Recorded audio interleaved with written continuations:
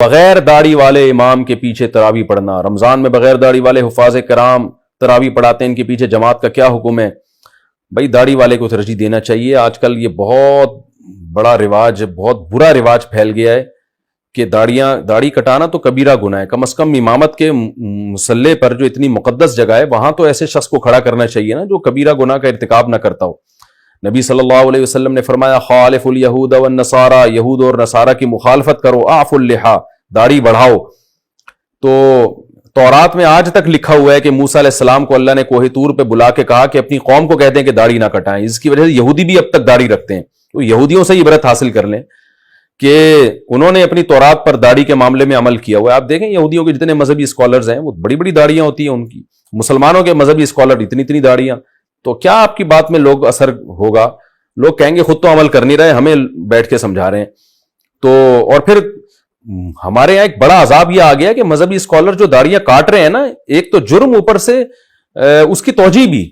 وہ کہتے کہاں لکھا ہے حدیث میں کہ داڑھی بڑھاؤ؟ یہ تو کلچر تھا۔ بھائی حدیث میں کیوں نہیں ہے؟ بخاری مسلم کی کتنی ساری احادیث ہیں جن میں اعفاء کا حکم ہے، بڑھانے کا حکم ہے۔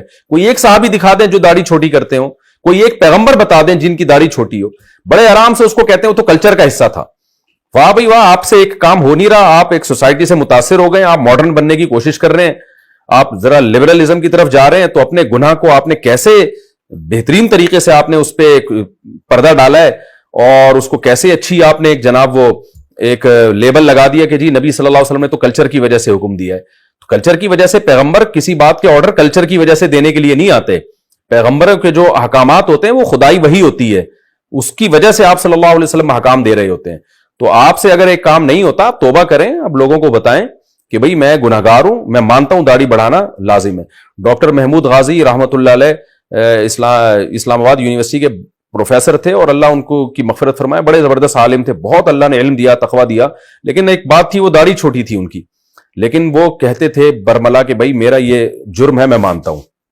ان کی مجھے یہ بات بڑی اچھی لگتی تھی، وہ کہتے تھے میں داڑھی چھوٹی کرتا ہوں لیکن میں اس پہ کوئی لیبل نہیں لگاتا، میں اس کو جائز نہیں قرار دیتا، یہ بالکل ناجائز ہے، میں دعا کرتا ہوں اور آپ لوگ بھی دعا کریں اللہ مجھے پوری داڑھی کی توفیق دے دے۔ تو مجھے ان کا یہ عمل بڑا اچھا لگتا تھا کہ چلو ایک غلطی ہے، ان سے کوئی وجہ ہوگی، مصلحت ہوگی، نہیں رکھ پائے، مجھے نہیں پتا وہ مصلحت کیا تھی، لیکن کم از کم ایسا تو نہیں ہے نا کہ اپنی ایک عمل کی وجہ سے شریعت ہی کو چینج کر دیا ہو۔ تو آج بہت سے اسلامی اسکالرز ہیں، ان سے داڑھی نہیں رکھی جاتی پوری، تو سیدھے سیدھے کہتے ہیں بھائی اللہ کا حکم ہے، ہم نہیں کر پا رہے، ہم نے کب دعویٰ کیا کہ ہم 100% سچے پکے مسلمان ہیں، ہم کمزور مسلمان ہیں، تو یہ کہہ دیں وہ، لیکن یہ کہ چینج ہی کرنا شروع کر دیا کہ جی کہاں ہے اسلام میں داڑھی۔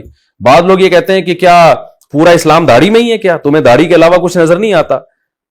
تو ہم نہیں کہتے پورا اسلام داڑھی میں ہے، لیکن پورے اسلام میں داڑھی بھی ہے بہرحال۔ تو اس لیے جو تراویح میں ہے نا، ایسے امام کو ترجیح دینی چاہیے جو مکمل داڑھی ہو، جس کی اس کی ایک برکت ہوتی ہے، آپ اس کو اپنا نمائندہ بنا رہے ہیں نماز میں، وہ گویا آپ کا پیغام، آپ کی جو دعا ہے سورہ فاتحہ میں جب وہ فاتحہ پڑھتا ہے تو آپ کی طرف سے پڑھتا ہے نا، وہ ایک نمائندہ بن کے اللہ سے بات کر رہا ہے۔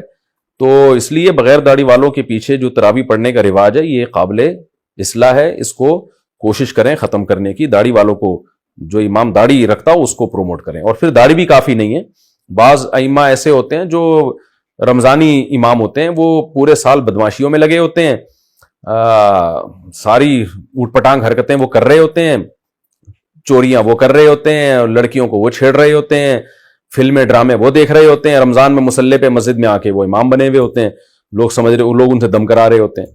تو یہ بھی غلط ہے، ایسے امام کو چاہیے بھائی اپنی گھر میں نماز پڑھا لے تو، ٹھیک ہے نا، اپنی یہ قرآن مکمل کر لو۔ ہم ان کو یہ تو نہیں کہتے کہ قرآن مکمل نہ کریں، لیکن مسجد میں مصلے پہ بہرحال اس کا خیال کرنا چاہیے کہ ایسے شخص کو امام بنائیں جس پہ لوگوں کو اعتماد ہو، اس میں تقویٰ ہو، اس میں کچھ صورت اور سیرت سے وہ شریعت کا پابند لگتا ہو، کیونکہ اس کے اثرات پھر مقتدیوں میں جاتے ہیں اور نماز کی برکتیں زیادہ حاصل ہوتی ہیں۔ صحابہ کیوں اس کا خیال کیا کرتے تھے کہ ہم پیغمبر کے پیچھے نماز پڑھیں؟ کیونکہ امام جتنا مقدس ہوگا نماز بھی اتنی ہی جاندار ہوگی۔